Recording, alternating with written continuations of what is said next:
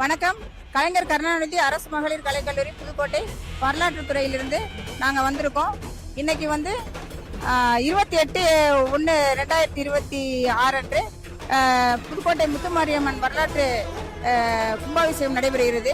அதை முன்னிட்டு நான் இன்று புதுக்கோட்டை திருவப்பூர் முத்துமாரியம்மன் தல வரலாறையும் முத்துமாரியம்மன் மகிமையையும் நாங்கள் புதிய வரலாற்றுக்கு எழுதி கொடுத்துள்ளோம். அதை வரலாற்றுத்துறை மாணவிகள், நான் வரலாற்றுத்துறை தலைவராகிய நான் அனைவரும் சேர்ந்து பட்டி தொட்டிகளுக்கெல்லாம் மாரியம்மனுடைய வரலாறு பரவ வேண்டும் என்பதற்காகவும் மாரியம்மன் மகிமை தெரிய வேண்டும் என்பதற்காகவும் மாணவர்கள், அதாவது பக்தர்களுக்கு இந்த பிரசுரத்தை வெளியிட்டுக் கொண்டிருக்கிறோம்.